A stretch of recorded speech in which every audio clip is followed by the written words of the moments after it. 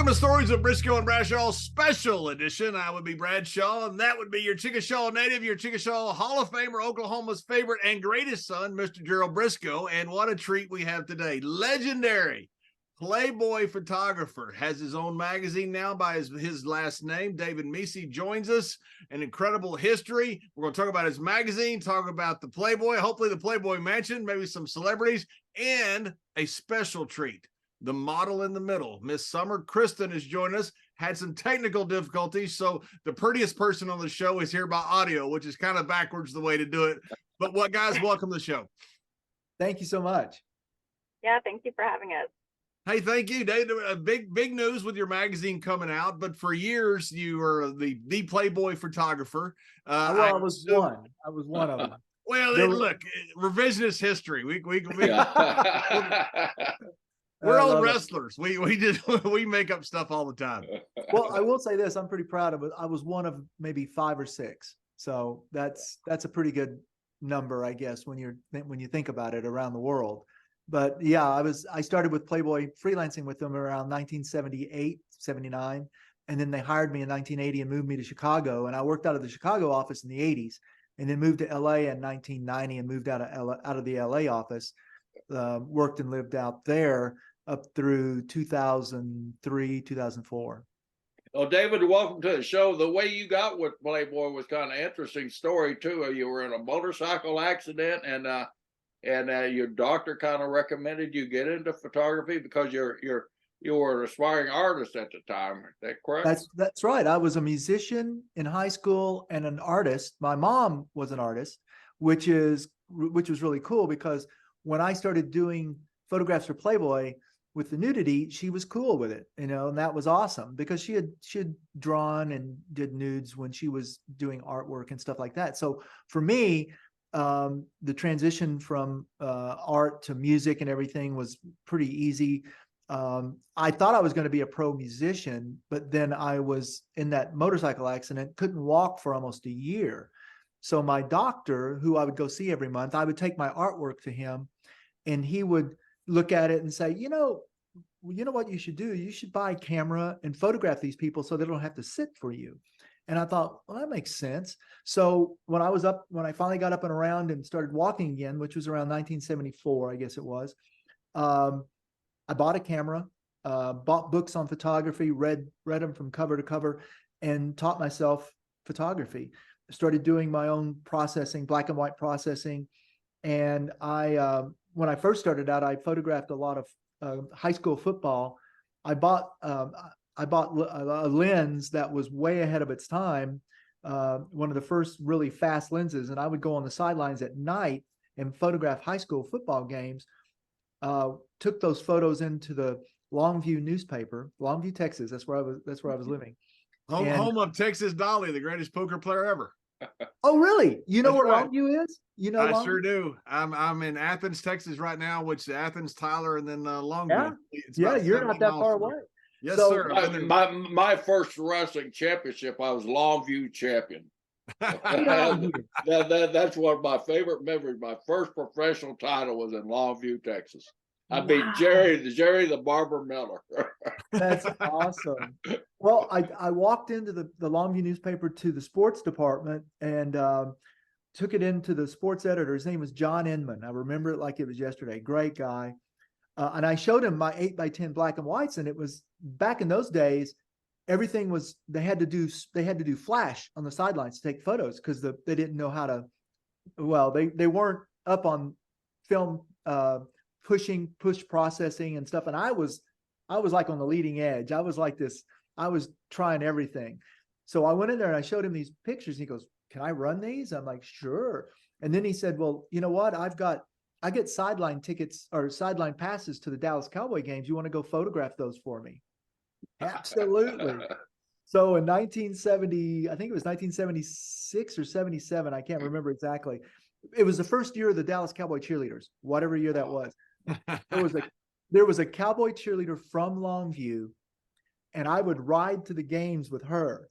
And I mean, yeah, it was my life started fantasy land from the get-go. So you were around beautiful women right from the get-go then. From the very beginning. And I met a lot of those. And when I went there, I had this really big lens. A lot of the guys, even at the Dallas newspapers, didn't have this lens.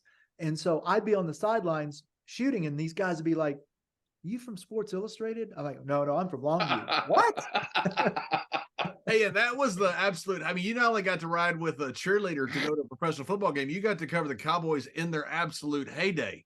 In the heyday, man. Yeah. I mean, it was awesome. I mean, that was back when those icons of the Cowboys back in the 70s.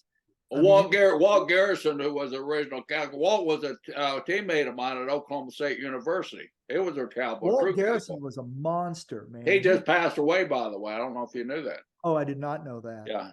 He was legendary. I mean, that was back in, Ed Too Tall Jones, all those guys. That Harvey Martin, the Manster, Staubach.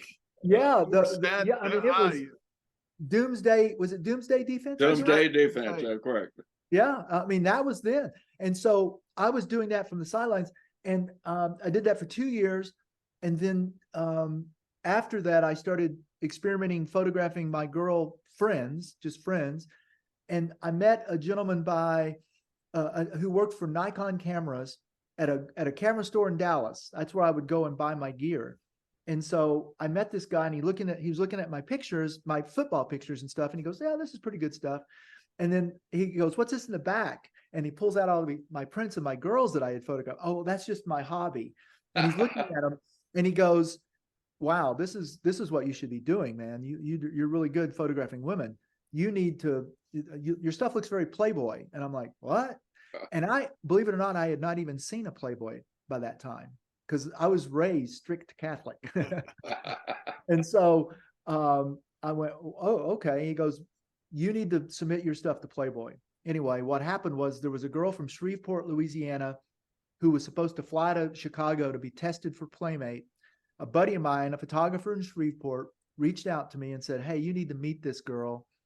Met her, did some pictures of her. She carried my film to Chicago, and that's how it happened. Wow. They saw it, liked it, got in touch with me. I flew up, met with them, and that's how it started. Did you Moved meet to Chicago? Who did you meet with? Did you meet with Hugh Hefner first, or did you? No. Hef was already out in LA, living out there. He had just moved out there. I met with the Chicago office was the headquarters back then. And so all the art department, photography department was all in Chicago. So when I went up there, and I had even gone out to LA to visit a friend out there, and I did go by the LA studios, which used to be on Sunset Boulevard. And the woman who headed up those studios said, "If you move to LA, I'll hire you and have you work as a freelancer here." But I didn't. I ended up moving to Chicago. They moved me to Chicago, and I worked out of the Chicago office for the first few years I was at Playboy. Now coming up in Longview, Texas, and all of a sudden you're telling your friend, "Hey, I'm moving to Chicago and going to work for Playboy." You must have been the hero of Longview, Texas. Well, I was the hero of all the guys. Yeah, about all the guys. Yeah. Yeah, but actually, the girls that I knew as well thought it was amazing and everything. But you know what's funny is the Longview paper didn't feel too good about it. I mean, very, very, very conservative area. And, the same thing. And that was around Gilmer and Gladewater and all those small towns back then. The Gilmer newspaper there was a guy at the Gilmer newspaper who wanted to interview me for the Gilmer newspaper. And he did. And he got into a lot of trouble for doing it. I mean, it was too bad. But anyway, I was having a great time. I was working for Playboy. Back then, a lot of the counties they were still dry. Yeah, that too. It was a very, very strict religious county area of Texas. And that I've been told it's the buckle for the Bible Belt. Did you, not on second, to go back and list a little bit, you were in Longview and your high school football. Did you happen to ever run across that grown man playing for John Tyler, Earl Campbell, when you were there? No, I didn't. But there was another guy who played defense on the Longview team that I did photos that ended up going pro. And I'm trying to remember his name. He was a big, big black kid. I mean, he was he was a monster. And I was always getting photos of him with his hands up, blocking kicks and all this other stuff. Yeah. But no, I didn't get pictures of Earl. I just wondered because I was so close to Longview. For those that don't know, it's just very short little trip between Longview and Tyler, Texas. About 40 minutes at most, 30 to 40 minutes. Who was your first big shoot with Playboy? Oh gosh. I was well, I did in 1979, I did a clothing photo of a young lady from Texas for the Girls of the Southwest Conference, one of those college girl pictorials. I remember those issues of the conference girls. I probably still got some in my closet there. That was my bread and butter when I went to work for Playboy. I went on all those college girl pictorials every year. That was, and the multi-girl features. I did that. I did a lot of the interviews and anniversary searches and all that kind of stuff. But the first Playmate I photographed was Marty Jacquet. I remember her name, and she was so mean to me. I don't want to use the B word, but she was. She was just like, she knew I was new, and she was just taking full advantage of it. And the makeup artist really just took her aside and said, "No, you stop that." So, but anyway, that was my first photo shoot for Playboy, was official with a Playmate with her. And I did it in Arizona. They flew me to Sedona, Arizona. And I rented an RV and we drove around. It was crazy. You know, everybody always says, I'd love to be growing up, at least, I'd like to be a photographer for Playboy. I still would, John. Yeah, of course. Was it as much fun as everybody thought it was? It was amazing, but at the same time, it was kind of mind-bending because of the responsibility.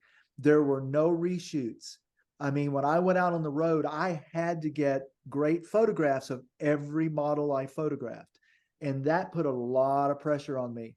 And I mean, yes, it was amazing. I flying everywhere, doing these photo shoots with the most beautiful women, but it was just, man, you wake up the next day and go, well, do I have the right location? Is everything set up okay? And I mean, do I have, am I going to be able to get this all done? Can I get to the next city? I mean, it was a mind load to deal with it, but at the same time, it was amazing. I mean, just being able to do what I did, to travel the world and work like that for the most iconic magazine of its type of the day was amazing. I mean, everybody at Playboy in Chicago were great. If you talk to a Playmate today, they will all say it was like a family, and it was. In fact, I have a story for you. When I first started freelancing for Playboy, they sent me from Longview to Dallas there were going to be 5 Playmates being interviewed. This was in early 1980, before I went to work for them. They were at a car show. You remember Playmates used to go to car shows and sign autographs and all that. So I go to this car show, and the 5 Playmates are up there. Then they're going to go into the green room and rest and relax for a few minutes. And the guard pointed to me to go in, and I went in too. And I sat across the room from where they were, and this one Playmate turned and walked over to me and smiling. And I'm like, oh my God, she's coming over to talk to me. So I stand up, and she goes, "Hi, I'm Dorothy." And I go, "Oh, well, I'm David."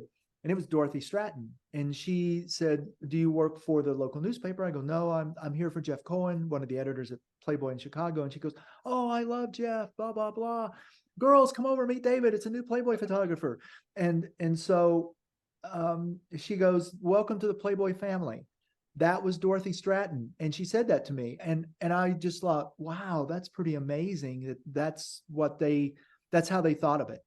And so from that point on, and then only a few months later, of course, the tragedy with her and the husband and everything. But I mean, I did get to meet Dorothy Stratton, and she was amazing. She was so open and friendly and beautiful.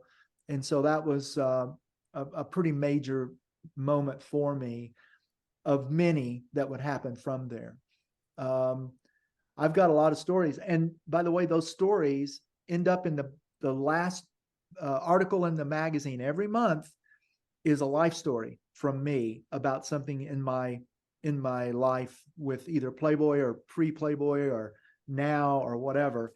And the very first one I wrote about in the first issue was when I traded places with Wade Boggs, who played for the Red Sox way back in the 80s. In 1987, I traded places with Wade Boggs. I played third base for the Red Sox. Really? Wow. Yes. Wade's a good friend of ours. He's been on our show a couple of times. Yeah, we love Wade. Wade's a real good friend of ours. We love Wade.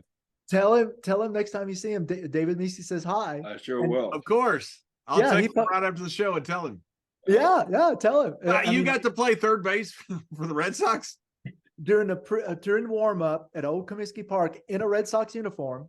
Wow. In fact, I actually went to Tampa, have a buddy who was a coach down there, high school coach. And I told him what was going on. I called him from Chicago and said, hey, I got this going on. He goes, what? I'm trading places with Wade. So I went down there for a couple of weeks and he did my own spring training. He had me hitting 90-mile-an-hour balls. And I made the throw from third to first. He got me where I was making that throw. David, how is it standing there with a 90-mile-an-hour fastball coming towards you? Now 90 mile an hour in the fastball, but back in those days, 90 mile an hour. Back then though, you know what? And he even told me, my coach told me, he goes, I don't want you to, from this point on, you're a baseball player. And I played in high school, but I mean, hello, that was back in high school. And so he said, but I want you to think in terms of you're a baseball player. I want you to think about that. Forget you're not a photographer now. I want you to get in that mindset. You need to be a little cocky. You need to be this and that, and you got to be confident. And I started thinking like that. And so, yeah, I mean, now I have a torn rotator cuff in my right shoulder because of it. Yeah, but you got to play third base for the Boston Red Sox. Wow. And take Wade Boggs, the Hall of Famer's place. For a little bit. Wade was coaching you how to hit the fastball. Wade was coaching you how to throw to first and all that. No, he didn't do any of that. He was just like he was afraid he'd lose his position. He was, it was funny though. The way it all happened, I was sent down to Winter Garden. Is that the name of the town? Winter Garden, yeah. Winter Garden, Florida, where they were doing spring training. Right. To photograph him for his interview for Playboy. And I took a girl with me that I had interviewed for Girls of Florida. And she was really cute. She was flirting with him and all that kind of stuff. And at the end of the interview, after I got my pictures, he said, man, I wish I was you. And I went, oh, come on, I wish I was you. And he goes, hey, let's trade places. I'll photograph a playmate and you can play my position at third. And I'm like, yeah, right. Wow. And no, he said, I'm going to check with a Red Sox organization. I'll make it happen. You talk to Playboy. And I'm like, what? I go back to Chicago, tell my director of photography about this meeting, and he goes, let me run that by legal. And I'm like, what? Next day, he catches me in the hall. He goes, I think you need to start practicing. Legal said it's fine. He goes, if you break an arm, it'll heal. That was everybody on that. So it ended up happening. And did Wade shoot a playmate? He did, but this is back in the day before autofocus. And he didn't focus the camera, and all his pictures were out of focus. Oh, that's awesome. That's exactly what you want to happen. We needed to know that information when we had him on, John. That's funny. But but it was awesome. I mean, I have photos of this. I can send you guys the pictures if you want. Oh, I love a couple. I'll send them over to Wade, and Wade, remember that. Hey, David, a long story short, I went on a celebrity hunting trip with Wade one time, and Jeff Foxworthy was the hottest comedian in the world at the time. And they put him on a prime location. He had shot a buck apparently right at dusk. They couldn't find it. It was raining. They had dogs out. They never could find it. So Foxworthy comes sneaking in about 2:00 in the morning. He thinks we're all in bed. We're young. We're in the bar. So he's sneaking in, and he gets into bed. The lights are out, and we hear him blood curdling scream. And we run in there. Wade Boggs had gone down to the cooler and gotten a dead deer out of the cooler and put it in Foxworthy's bed with a note on it that says, in case you're looking for a dead deer, this is what it looks like. Wow. Foxworthy walked into the bar where we're at, and he put his wallet on the bar. He goes, I can't beat up anybody in here. He said, but if somebody will beat up Wade Boggs, I'll give you whatever's in my wallet.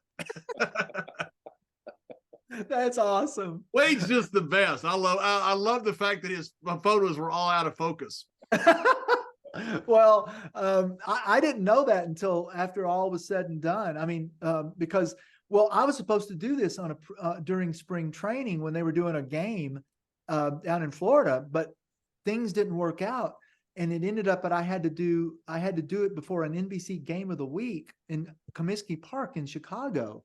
So, so they had made up a team uniform for me, but in the home team colors, white. Yeah. And so I was in a white uniform. Everybody else is in their grays because it was an away game. So I'm out there at third base like an idiot in his white home game uniform, and they're all in their grays. So I stood out like a sore thumb. Yeah. So anyway, what is the percentage of readers? Because everybody always joke, Jerry remembers back in the 70s, oh, I just get Playboy for the articles. But there is really good articles. And your magazine that come out, thank you very much for sending us a copy we could download. There was terrific editorials. Thank you. That's one of the things that I wanted to be specific about, was to make it more than just a magazine with girls in it, because there are a few of those out there online. There's some digital magazines out there that have a bunch of girls in their magazine, and the photography is okay. And I'm not belittling it, but I mean, I've tried to keep it at that same level that I did at Playboy. And so with that said, I also wanted to keep the editorial side of it as close to it as I could. So I've secured some pretty great writers out there, young up and coming writers. They've done some really good stuff for me. And I give them credit and that sort of thing. And it gives them a chance to utilize their writing chops and get some content out there. And I send them copies of the magazine that they can have. And that's a great part of their resume if they want to do writing on a professional level. So yes, I am really big on having the editorial content be at the same level as the photography. And so that's very important to me. And I've even had some of my readers reach out and go, wow, I really enjoy what you've got. I really enjoyed this story or this article and that kind of thing. And I'm like, yes. So they're reading it. They're looking at it for the articles. John would be great to write your wrestling editorial one day. John's a good writer. Yeah, I'd love to have something about. Yeah, I'd love to have something about that. We, as you've noticed, we try to cross a lot of different boundaries with our writing, and we do stories about a lot of different things. We have things about cars, about food. Now we actually have a food reviewer, about travel, entertainment. What did you think about the interview with Santa Claus? I thought it was great. I loved it. Yeah. I mean, it's one of those things where, oh, did we freeze? Oh, there. I thought I froze up for a minute. I thought of that. I don't think it's been done before, to be honest. And so when I was thinking about the December issue's big Q&A 7, that's my big interview, is Q&A 7. With today's readership out there, they've got, they wanted things short and sweet.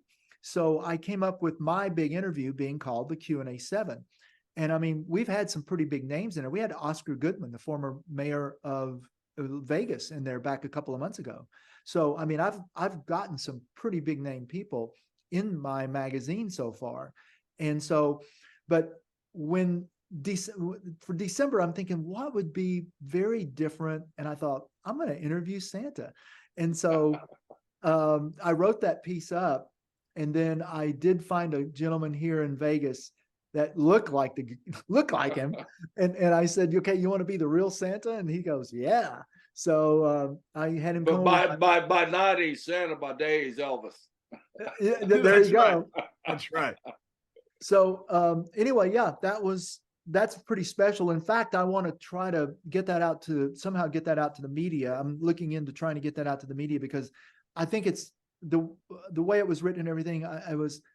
I thought really, I tried to make it to where it put more emphasis on what Christmas should be about, and rather than just the gift giving and everything, about what it represents and that sort of thing.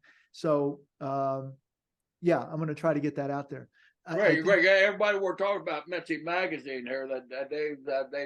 How did the thought of the magazine come along, and what was the process of switching? Did you just switch over from Playboy and say, or see Playboy on the decline, and say that I need to revive something? How did the thought process happen? Well, during COVID, that's, I didn't really think about it during COVID as much as a lot of people were reaching out to me and saying, David, well, first off, people reached out and said, you need to buy Playboy and make it Playboy again. I'm like, well, first off, that ain't going to happen. I don't have $50 million or whatever. So I said, that's a lot of responsibility to try to do a monthly magazine. And and I kind of wrote it off. Well, as I watched the magazine decline and lose readership and go this other direction after COVID, I'm just like, oh my gosh, what are they doing? And it was just across the board, editorially, photographically, everything was just so different. And then they stopped publishing. So in 2021, a friend of mine, another photographer, reached out to me out of the blue and said, you know what, David, with your work and everything, and the fact that you're still shooting, you really do need to consider doing a magazine. And I started thinking about it, and I thought, well, after COVID, a lot of my clients that I had back in LA dried up, went out of business, sadly, and all that kind of stuff and so I thought, well, maybe this might work. So started thinking about it. And so I launched it in March of 2022, and jumped in with both feet and made it a monthly magazine. So, and that's how it started. I mean, it was just literally me wanting to continue my photography. But the thing is, it's every month is a challenge. Wow. Yeah. Yeah. To get content for it, and to keep the level of the ladies as well. But one of the things that I've noticed, or what I've been doing, and what you might notice, and I've even had some of my readers reach out and say they were very, they're excited to see that I'm not just going after the 20-year-olds, the young women that are out there. There are some women in their 30s and 40s, even 50s, that are beautiful still. And so what I'm going for is for just the beautiful woman who is confident, feels confident, wants to talk about where what her ambitions are, what she's doing, whatever, and present that to my readership. It's not just based on just beautiful young women, it's based on beautiful women. And so that's what we've been trying to accomplish. And it's been going really well. Summer is a perfect example of that. She's not in her 20s, no offense, but she's gorgeous. So, I mean, when I photographed her, I mean, the stuff that we did was just awesome. You're killing our viewers right now, because you're saying Summer is gorgeous. She is gorgeous. All we got is the Summer. Take our word for it. She is right. gorgeous. Right. All right, well, I'm gonna hold up some, hold on. Summer, are you still there? Yes, I'm here. Can Did y'all I- hear me? We can hear you just fine. Yes. Should I Okay. do I need to censor this? I can think barely. you might should hear. probably. I don't know. I have no idea the rules. It doesn't bother me and Jerry. We've No. Sincere? yes, Beautiful. absolutely. Okay, there beautiful. we go. I can hear y'all. Yeah. Awesome. She's gorgeous. Yeah. Summer, so that's your question. What? There you Stay go. away. All right. Yeah. Awesome. Yay! Welcome. Summer, Hi. what did you think of the whole experience? What did you think of the magazine? What do you think about how people are reacting to it? Generally, your impressions. Well, the shoot, it took a while actually for David to get me to do the shoot. I'll be honest. I was like, oh, you don't want to work with me. Why would you want to shoot with me? Like, I'm old and I don't shoot anymore. And he was like, perfect. That's perfect. And then we met actually on another project, because I work with the Hustler Clubs, and he was like, you should be my model in the middle. And I was like, oh yeah, right. I don't need to do that. No one's going to look at that. And had you ever had any experience at it? Oh yes, I've been in entertainment, and I started modeling and acting when I was 5. Wow. And now I'm about to be 41 in June. So I've been in it for a long time. And I feel like coming out of retirement was perfect to shoot with David, actually. And I was shocked when I saw the photos. I'll be honest.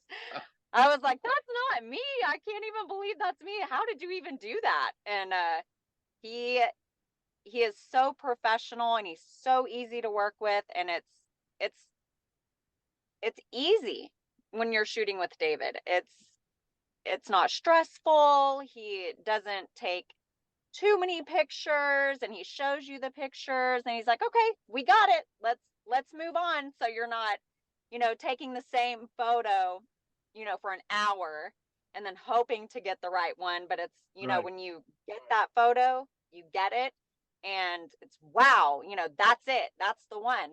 So it's kind of fun going through the process and seeing the magazine come to life as you're shooting, which is what happens when you're at the shoot. David's a real artist. Yes, absolutely. He builds it when you're in the shoot with him, and you can see it happening. And then you see, I haven't even seen the magazine yet. I've seen some of the photos, but and I've seen the cover, and it's funny because it looks like that on the camera. So his lighting is flawless, location flawless. The location was beautiful. It was more than I could ever imagine. It was this huge mansion, and you'll see the photos. I don't want to give too much away. But it was so perfect, and it was glamorous and classy, and it was very Playboy, and I'm very honored to have been able to work with David on this. So, So, Mr. Go ahead, Brisco Dave. and I, the only thing we ever have been offered is Farm Almanac. So we haven't really gotten, any pictorials yet. We're still hoping. But what has the fallout been? The reception that you've had from people? Obviously, you're working with this great artist. You're a very pretty lady. What has the reception been? It's been very welcoming, and I've not had any bad feedback. Everyone is very supportive. I actually met with an agent at Evolve Talent last night, and with our PR guy that we work with, and I kind of gave them little sneak peeks. And the team at Good Day, they work with Dolce & Gabbana, and they were all just, wow, oh my gosh, this is stunning. That's so Playboy. It's so classy, and we love it. It's very clean, and it's not, like, oh, I don't know if I want to look at this, photos. But it's just very like, wow, they appreciate the art of it, is what I can tell. And everyone has been very supportive. So I'm very grateful for that. So, Summer, being a top class model like you are, the nutrition and the workouts, did you have to go through special nutrition and workouts to prepare yourself for this? For this, I did tell David that like, it's gonna take me years to prepare for this shoot. It's gonna, I've got to do my hair, I've got to do face, I've got to work out. And it's funny that at this point, I was actually feeling more accepting of my natural self. Previously, I would, work out for 4 hours a day. I would go on a very strict diet for 6 months at a time. I I would spend thousands of dollars on getting injections and trainers and getting my hair done and just ridiculous amounts of things. And this is the best shoot I've ever had. So yeah, I mean, that's what I've been told. Even my best friends, they're like, this is the best I've ever seen you. So it was really nice to hear that, especially getting older. I'm a mom, my daughter's in college, and I don't work out every day, especially after I died in November of last year. So I really haven't been able to get back to that type of lifestyle. Yeah, her diet is butter cake. Oh, listen. You can get me listening with some butter cake, okay? Because yeah, California Pizza Kitchen, they know. We frequent there a lot, and they know. Your bound bag will probably be full of butter cakes coming up here. Hey, I'm all about it. That's okay. Bring it on. Hey, David, you talk about you kept saying as a compliment, it was very Playboy. What was the difference between, say, Playboy like 30 years ago and Penthouse and Hustler and the way they viewed photography? Well, if you go back and look at the issues, and there was a distinctive difference in the way we photographed the women compared to those other magazines, Penthouse, Hustler, all those, especially Hustler. But the way it was we were always into creating a moment of, I'm going to say, kind of a fantasy reality. We would take and put a model in a gorgeous location, light her in such a way that made her glamorous, beautiful, that sort of thing. Yes, she was nude, but we weren't concentrating on the gynecological elements of the woman. We were photographing her as a whole, a lot of attention to face as well as figure, whereas the other magazines were much more concentrating on the lower areas of her body, and that was just a whole different. That's what, and also their lighting was different, especially with Penthouse and Hustler either. It was just there was a significant difference, and what was funny was back when I was doing the searches and college girls, I'd get protested, and they always said that we were, taking advantage of the women and that sort of thing, and that wasn't the case at all. We were offering these women a chance to model for the magazine, and it was up to the model as to how much nudity was there, if they were comfortable with it or not, and that sort of thing. We never forced it on anybody. They didn't, and it was a gradual buildup of how we photographed them.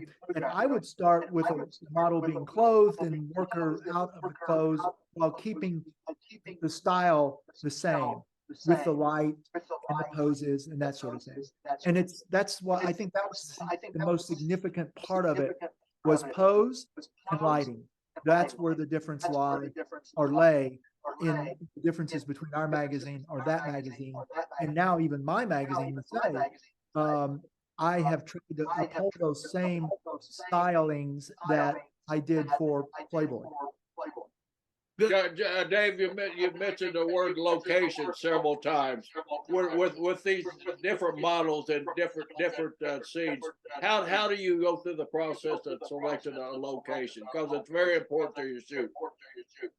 One of the things that I try to do is I try to find a home that would work for the location. In this case, I ended up being able to meet the owner of the restaurant Capos here in Las Vegas, and his house is a mansion here in Vegas, and he was kind enough to allow us to shoot there.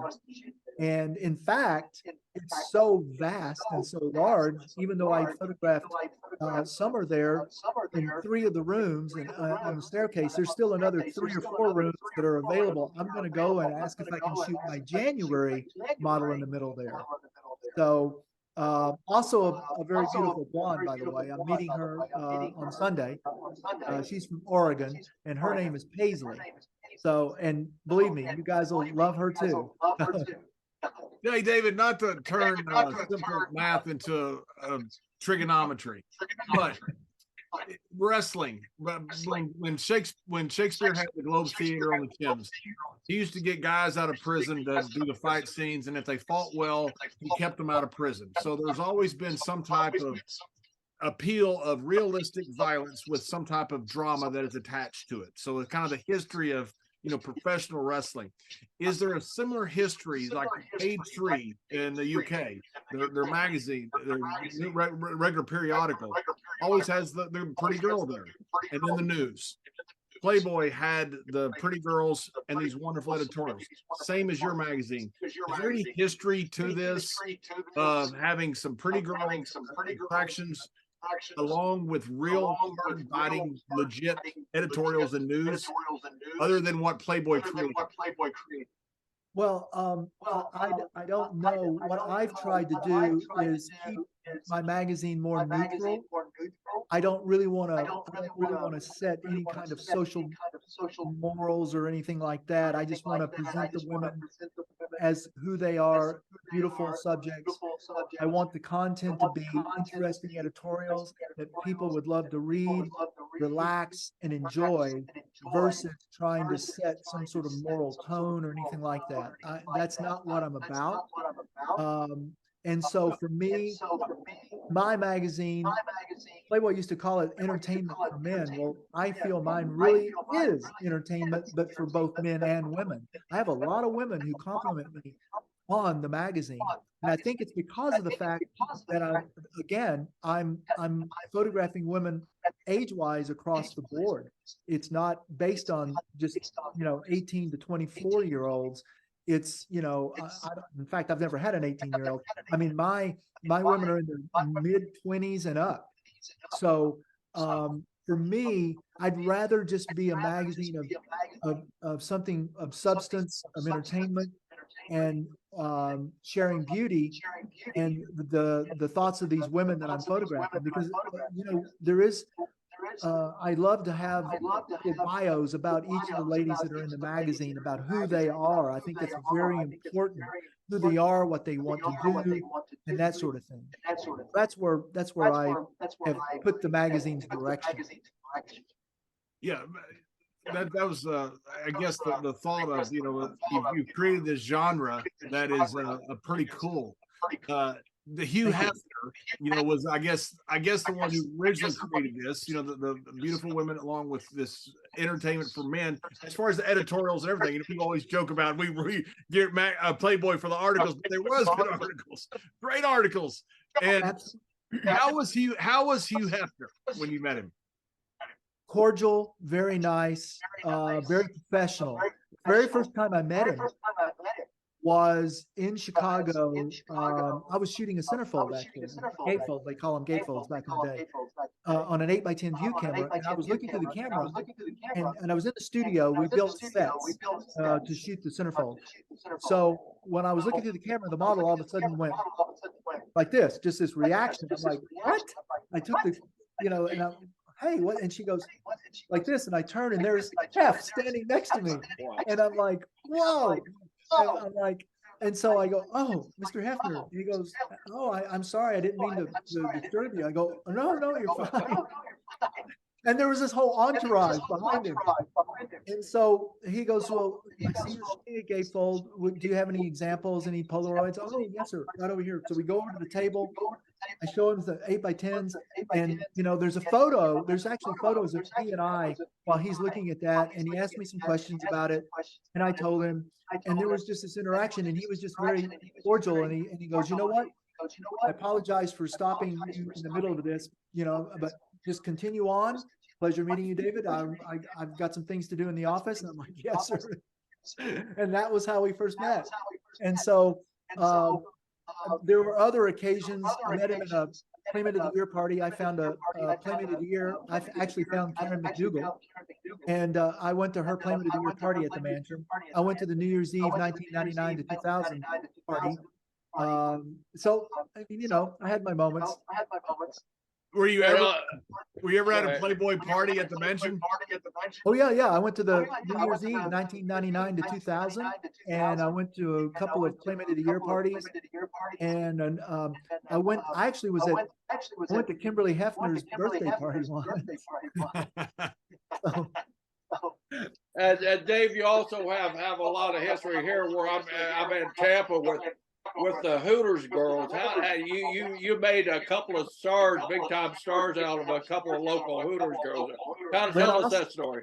Lynn Austin Lynn was Austin, that's yeah, Lynn Austin. So what happened was um there was our receptionist would go through submissions up at the front desk out by the elevators, and so she rings me in my office, and she goes, "Come here, you got to see this girl." So I go up there, but she shows me these pictures that a guy had sent in. One of the owners of Hooters had sent pictures of Lynn in, and she was in a bikini, and I went, "Whoa, she's really cute." So I reached out to him and I said, "We'd love to bring her to Chicago to do a Playmate test." Well, unbeknownst to me, he sent those pictures without telling Lynn. So he ends up telling her that Playboy wants her to come to Chicago. And bottom line, she wanted her mother to come with her. And so she did. She brought her mom up to Chicago. And ended up meeting her mom and her. I did her Playmate test. I ended up doing another photo shoot with her that ended up in the magazine before she became a Playmate. And then she ends up becoming a Playmate, and you know, the rest is history. Mary's a famous baseball player, I think. Yeah. And then so yeah, I mean, I've Wow. met a few ladies, and they've ended up becoming Playmates. What's been your favorite shoot? I have found 23 Playmates and a Playmate of the Year. What's been your favorite shoot of all time, except for Summer? Hey, Summer. Thank you. That was a good segue. Well, every photo shoot, and I'm not just saying this. Every photo shoot I do, I love.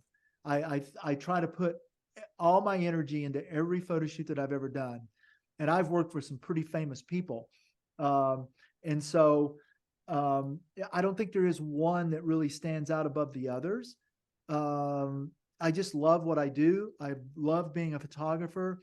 I mean, I've photographed movie stars and TV stars and that sort of thing, famous baseball players, and you know, football players. So it's just that part of my life that has been so wonderful that whenever I go out to do a photo shoot, I try to outdo what I did the previous time, which is what allows me to keep my work at a certain level. And so for me, that's how I look at it. I don't really have one standout, I think, feature or anything. I mean, I've shot so much, guys. I mean, so many beautiful women, so many different locations. I do love the Bahamas, though. I will say that. I'm a big James Bond fan. So the very first time Playboy sent me to the Bahamas, I'm in the cab driving from the airport down to my hotel in Nassau, and I look out and I see the Thunderball house, and I recognized it from the movie. And I just thought, that's the Thunderball house. And the driver just starts breaking up laughing, and it's Jamaican. I mean, in his Bahamian accent, he goes, "Yeah, man, that's where everybody, you know, everybody's blah, blah, blah, blah, blah." And I'm like, "Are there really sharks in the pool?" He goes, "I don't know." Did you have anything to do with in the late 1990s when wrestling started getting hot? A bunch of the and I guess early 2000s, a bunch of the young ladies ended up on Playboy and covers and things like that. Did you have anything to do with that? I did photograph Barbie. Mm-hmm. Who's beautiful, by the way. Beautiful young lady, and a very nice young lady. Very, very cool. Just David, she beat me in a match for the 24/7 title. She did. She beat the legendary Jerry Brisco. People kid me. You got beat by a girl. I said, "Hey, I'm 70 years old, and if a young lady comes up to me and says, 'I'm gonna knee you and grow,' and you go down, I'll get on top of you and cover you. What are you gonna do? How fast are you gonna lay down?" Absolutely. Yeah. That's awesome. That is awesome. Yeah, no, she's super nice. I actually photographed her for her and for some other stuff, but it wasn't for Playboy. I'm trying to think. I think I did some tests with some of the ladies, that ended up being photographed by one of the other photographers or something. But I didn't do any covers with them. No. Yeah. It was just a time when wrestling got hot. And it was just a great combination with Playboy. And, you know, of course, you know, when you got The Rock on TV every week, it's easy to promote stuff, you know, for what other people are doing. You know, it's. You know, I just watched Be Cool last night, the Travolta Chili Palmer thing, just last night. And The Rock was in it as The Rock. This was back in 2005, I think, 2004, 2005, when they made that movie. He was much smaller back then than he is now. He's huge. He's absolutely, you know, Mr. Brisco will remember when he got into Hollywood, they told him he was too big. Yeah. And so he got really, really lean because he thought that's what he needed to be for the movies. Then he thought, you know what, screw this. I'm just going to, you know, he's naturally a big man, and he just got huge. And now he's this iconic, you know, he's the only guy that Kevin Nash, one of these wrestlers who are a friend of ours, would say he's the only guy who looks like his video game character when he walks down. You know, because he is a big man. Yes, he is. Never had a chance to work with him though. No. So Summer, during your travels now, what after this magazine, do you do any promotional tours? Are you headed anywhere, or what's up with your life now, Summer? Well, I have actually been talking to the people that I work with. So my boss owns a company that we do business, entertainment, technology, nightlife consulting, and things like that. So we work a lot with the Hustler Club, Deja Vu Showgirls, and like Cat's Meow and Hammered Harry's and Dick's Last Resort. So we work a lot with all of those venues, and the Hustler Club is in talks about giving me a launch party for the magazine and on New Year's. So awesome. we're looking at doing that, and also talking about possibly having my own drink at the club called the Sparkle Barbie, which is my nickname online. So it'll have, it's pink and it'll have glitter in it. So we're working on all of that with our PR team and marketing team. So I'm really excited about it. That will obviously come out online on my social media whenever we finalize all the details. But it takes a lot to put an event together. Yes, it does. Yeah, I would not be opposed to going and doing some signings. I just partnered with Stephanie Maddow from 90 Day Fiance. She's one of our business partners, and she made me an ambassador for her new company and her app called Unfiltered. So David and I are working on doing some auctions of some signed copies of the magazine and possibly auctioning off some of my outfits from the shoot. So if anyone wants to check those out, we'll be auctioning those off, and you can get a little piece of David and Summer. Or is there a website where they could go and check this out? What's your social media? My Instagram has all of my links on it, and it's the Sparkle Barbie. Okay. Really easy. Well, and David will be tagged and everything, so you can find both of us on there. My Unfiltered link is on there to where you'll be able to see how to get your copies of the signed magazines. Oh, I wanted to, and maybe some live events. I know you're about to fly out of town. You're going to be back sometime on Saturday. I'm meeting with a girl on Sunday. If you're available, I'd love to go have you join us so you can meet her. Yeah, of course. Yeah. I love going with David and meeting his models. I used to own a talent agency and do talent management, and I also help with the entertainers at our club. So I love going and helping out with the shoots, and Mr. Brisco and I would too. Loves working with. We're available. Yeah. Summer, we're available. Right? We carry bags, we move stuff. We're old, but we can still move things. But I told David before I even was asked to shoot, I helped him with some shoots and set up shoots with Daisy Monet, who is also a cyber girl. She had a lovely shoot. I was like, I'll carry your bag, I'll carry your water. Like, do you need help? I'll help you with anything. Just knowing how much David loves the magazine and loves showing the beauty and the real women, it's so much fun supporting that. Well, David, thank you so much for joining us. I know you had a finite amount of time and you went over that, so I apologize. But it's so much fun talking to you. It's been wonderful, especially a good Texas guy. And Mr. Brisco, I have to put up with these Oklahoma people all the time. So Yeah, we didn't even get to cover your car racing, which I'm very interested in. You were in several 24-hour, 25-hour races, right? 25-hour races, yeah. Wow. And I'm in fact, I haven't done any car stuff since I started the magazine, but they just literally reached out to me yesterday and asked if I would be open to doing some things in 2024. And I said, absolutely. I'll just have to carry my laptop with me and do my editing in my hotel room at night, but I'd be totally up for that. So I've worked a lot with Infiniti, Nissan, Audi, BMW.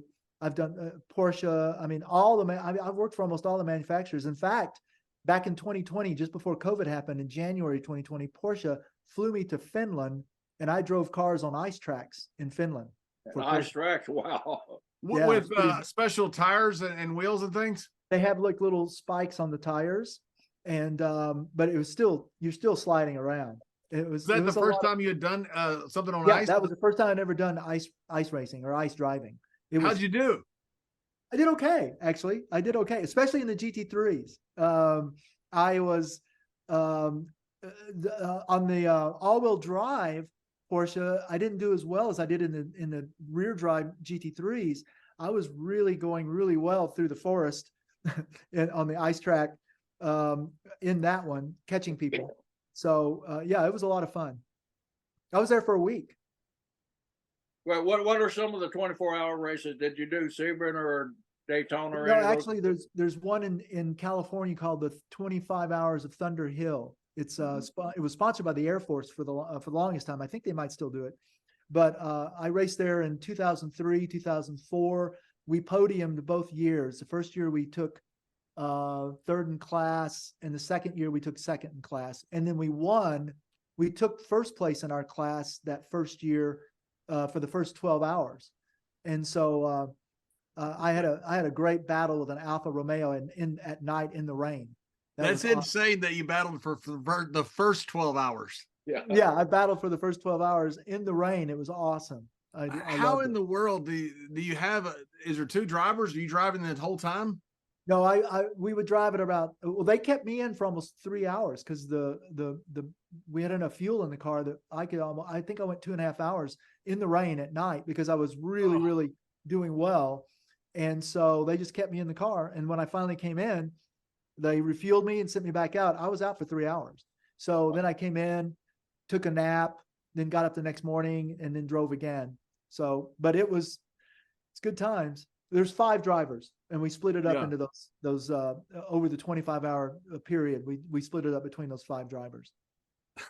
What an great, man. We really appreciate your time. Like John says, we apologize to both of you, Summer. We know you're getting ready to get on an airplane and fly out, but we really appreciate you taking the time early this morning to come on our show there. We appreciate both of you guys. Before you do, Mr. Brisco, David, how do you subscribe to your magazine? How do you reach your magazine? And yeah, it's basically for everybody. It's like the www.magazine altogether.com. MeceyMagazine.com. Awesome. I didn't mean to cut you off, Jerry. I started cutting you off. But David, thank you so much. Summer, thank you so much. We appreciate it. Look forward to the magazine and reading all the articles. Awesome. I am reading the articles, but the articles. How will you read the articles and tell me about it? I'm gonna look at Summer's pictures. She's very pretty. Yes, let me know. Let me know how you like it. I sure will, Summer. Thank you. Well, thanks, guys. Thanks, gentlemen. Thanks so much. Great.